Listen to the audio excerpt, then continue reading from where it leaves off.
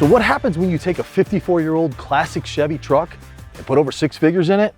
We're about to find out.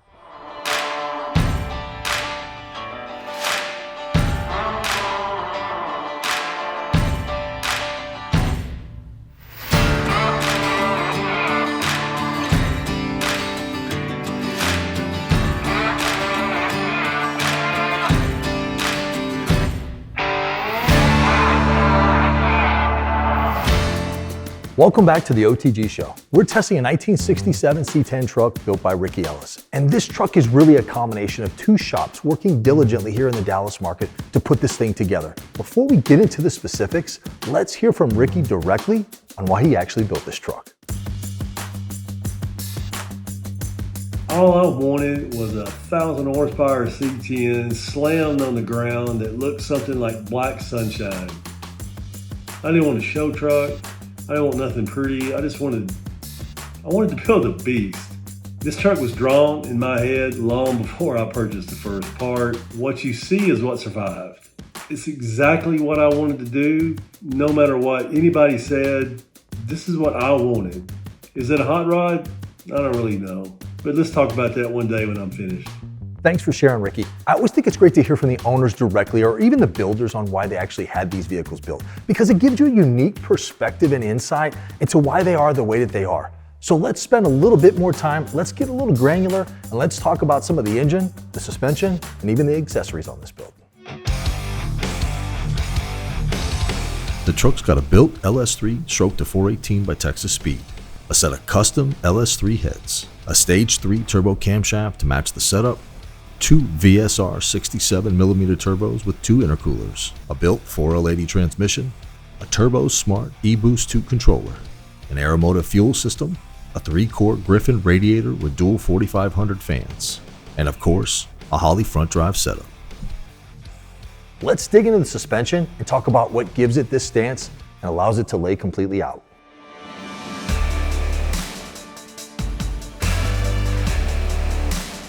The team started with a GSI front end. Willwood not only provided the 12-inch rotors and 4-piston calipers, but drop spindles, hydro boost, and line lock. RideTech provided the front and rear sway bars. There's a custom 2-link in the rear as well as a C-notch. Quick performance forward 9-inch and those beefy 35-spline axles. Firestone bags all the way around. Bi-Air dual compressors. And those old school strong steel wheels. Now let's spend some time talking about the accessories. What makes this thing comfortable to drive?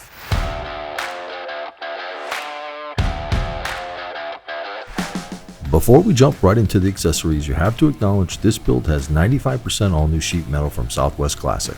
Ricky started this build as just a cab out of a field. Dynamat was selected for all the sound deadening. The seats, along with the rest of the interior, was purchased from TMI. The gauges are all made by Dakota Digital. A RideTech Pro E5 controller was utilized to control the air ride. This truck is from Texas and running a Gen 4 system from Vintage Air. Okay, give me a little intro so I can check everything. So welcome to the OTG show. Here we're talking about Ricky's car. It has some kind of motor in it, dual turbo, something, blah, blah, blah, blah, blah. Yeah. Can't work with this. So we heard from Ricky on why he actually built the truck. We reviewed all the specifics on what makes this thing so badass, but we haven't got any seat time yet. So let's get behind the wheel, let's see how this thing performs, and let's see if I can keep this one out of the ditch.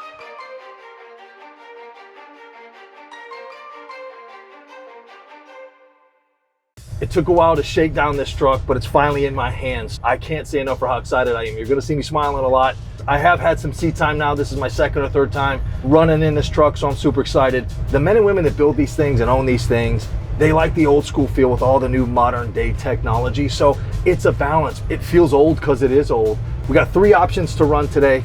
We got option 1, which is the Valet Tune, which is 550 horsepower at the wheels. We got option 2, which is the option that we're gonna run in. It's kind of the safer mode. It's 800 at the wheels. That's right, 800 at the wheels. And I know everybody's got 1,500 horse now, it's no big deal. In a 1967 C10 truck, over 1,000 horsepower on the street with AC and radio and everything else that it has, power steering, power brakes, it's a big deal. There is a level 3, a Tune 3. Ricky calls it the the FU tune. And this is the PG-13 show, so I'll let you figure out what the FU tune actually means. Let's do this. One of the first things that you notice when driving this thing is the seating position. You sit way forward. It's a short cab truck, and the steering wheel's right on top of you. And for those of you that don't know, this is how race cars are built. And really, this is how Ricky built this truck, is to really be a race truck that just happens to be on the street. So that's why the seating position is so different for those of you that don't know.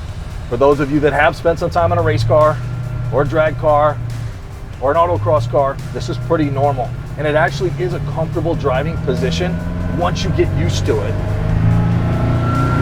Oh yeah, it's got some juice. You can probably hear the road noise. This is gonna be a pretty noisy episode. Once again, this is a 67 C10, but it started basically as nothing. And to get it here took, as we talked about, a lot of time and a lot of money. Brakes are good, accelerates good. I'm in it to about 30% on the throttle.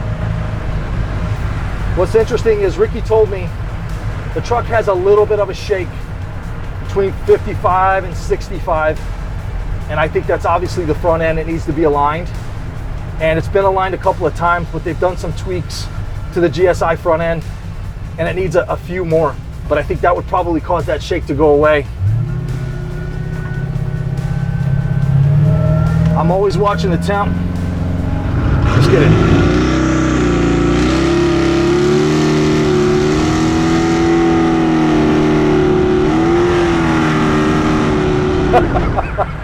It gets it.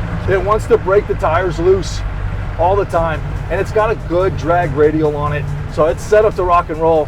It is warm out today. It's 90 degrees plus, and I got the AC on low. Vintage air doing its job.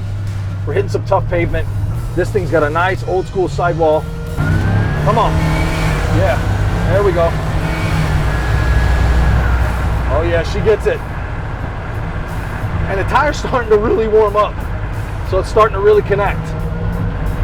You'll see me constantly watching really the gas gauge, the oil temp, and the oil pressure, making sure all those things are okay. In a build like this, you gotta be careful. You can't lose oil pressure. Bags are doing a great job. You don't feel a lot of the body roll that you used to in those old school bag trucks. Truck's got a 2-link in it, which is not ideal for kind of what we're doing, but it works. Really, ultimately, you'd like to have a 4-link with a Watts, all kinds of the other stuff, panhard bar, but it doesn't have that. I drove it a little bit when it didn't have the sway bars, and it was not fun to drive. With those new sway bars and getting this suspension sorted, it's all running Ritec. It's doing a great job. I'm shocked. The blinkers actually work. You know, that's usually some of the last stuff that's kind of worked out in these custom things, is the electrical. Steering radius isn't bad. I'm full lock and I'm not rubbing. I'm at ride height, so that's not bad. Transmission shifts hard, but that's the 4L80. That's no surprise there. You know, we know that transmission's been around a long time. It was originally in 80s and 90s trucks, heavy duty vans, things like that. I think it was used in Rolls Royces and Bentleys in the 80s and 90s. Let's get it here.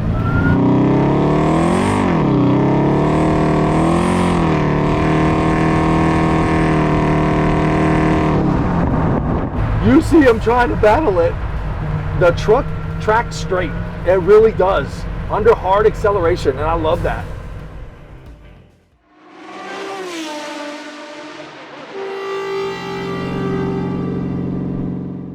Let's turn the air off. Let's open the headers up.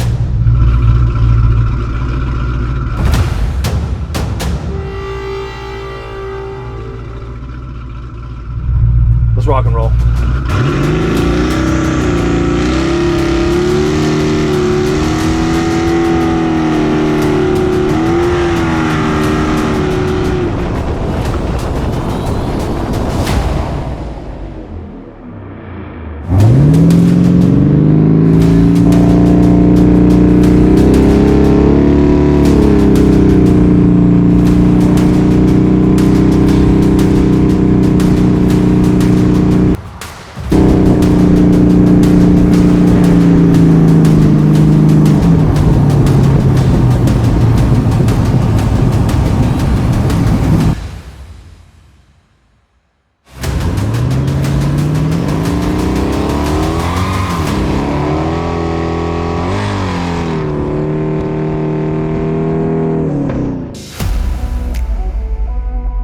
Man, that thing was a blast to drive. Let's talk first about level setting expectations before you even get into one of these hot rods. You can't expect this truck to feel like a brand new car that you drive in the showroom floor, because if you do, you're gonna be disappointed. These things feel every single thing on the road, but I love that about hot rods. And you notice that as soon as you get in, it just feels different. It doesn't feel like a new car, and it's not supposed to. This thing's running big horsepower. It's a 418 LS3. And it's built from the ground up with dual turbos. And this thing is set up to rock and roll. And you notice that right away. The boost comes on, this thing throws you in the seat, and that's what it's supposed to do. We ran on a relatively conservative tune, as you know, 800 at the wheels. Like, that's conservative. I know everybody is running 1500 horse right now, but this thing at 800 at the ground, you definitely feel it. And that's one of the things you notice right away when you start driving this truck. This truck lays completely flat out on the ground, and it was designed from the ground up to do that. You think the ride would be rough, but it's actually not. Some of you remember those mini trucks back in the day. Those trucks struggled a little bit with some of the road characteristics, but not this truck. This truck is sorted. The way that it's set up, the front end from GSI, the 2-link in the rear, although I told you is not my favorite, it works really well with this truck, and it's sorted. The brakes are solid. They're one of the standouts on the truck that I also noticed right away from driving it. It's running Hydro Boost. It's also running Wilwood's front and rear 4-piston calipers all the way around. And for anybody that knows hot rods or anybody that's built a car in the last 10 years, Wilwoods are really the staple to hot rods in the entire industry. They work really well, they're solid, they're a great foundation, and they're worked out in this truck. The thing that I love most about this truck, and something I've been saving for the end, is the cool factor. This truck is just badass. You pull up in a 1,000 horsepower 67 C10 and then lay this thing out, there's nothing like it. For those of you that haven't experienced it, it's a cool factor that you almost can't replicate. You can park this thing next to a Ferrari, next to a Lamborghini, next to a Bugatti, whatever it may be, and those are great vehicles and I love them too, but it doesn't have the cool thing that this does.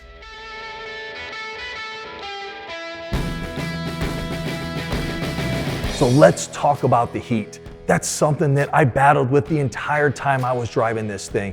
It's 100+ degrees here in Texas, and the heat is something you always have to battle. You're running almost 1,100 horse in this thing. We're in the dead of summer, and I'm running this thing pretty hard, so I definitely felt the heat. That's something that I really kind of struggle with. I'm constantly watching that heat gauge and wondering, is this thing gonna overheat? It didn't. It never really broke 205, 218, and I was hammering on this whole girl, and she did a really good job. And it's not something I would really want to live with every day. I'm really an all-motor kind of guy or a supercharger kind of guy. Dual turbos, they're definitely fast, and single turbos are also fast, but you lose a little bit of that kind of engine sound and feel. It's not as linear. It goes from 0 to 100 almost instantly. It's got a progressive boost controller on this thing, so it does progressively increase as you increase in the RPM range, but I'm just not a fan of that. I don't like the way it feels. I don't like the way it sounds. It's just not my thing.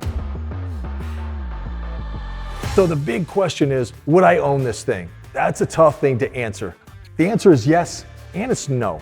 Would I own it as it sits today? No, I probably wouldn't, just because it has that dual turbo setup, and I'm just not a turbo fan. Now, if I could take the truck, put a big stroked LS3 with a big nasty camshaft in it and hear that old school kind of sound, would I own the truck then? Yeah, I would. There's just something about a hot rod. If you've never owned one or been in one, I really encourage you to phone a hot rod friend that has one, or go see somebody that has one and spend a little bit of time on a perfect summer day on one of these things. It's just something that you just can't duplicate. I had an amazing experience with Ricky's truck, and I have to admit, something happened to me during that week. I really fell back into love with these classic hot rods. Days go by on your windowsill, then you're standing. I hope everyone watching gets an insight into the allure that makes these old school hot rods so special. Raise your children tall and proud. They take you back to a time when life was just so much simpler than it is today. Finally get old and gray. And for me, We all I'm not quite ready to build another one for myself, but I will enjoy testing them as long as I can. I'm going to really enjoy the last drive with this classic truck. No phone, no other distractions. Just the sound of that big old American V8 riding 3 inches off the ground to close this one out. And this is another reason why I started the OTG show. Spend your life for what it's worth, but one day you'll return to earth and leave your Like, comment, and subscribe. And thanks for watching the OTG show. Oh, and don't forget those comments. I'm going to be battling you online. So thanks for watching.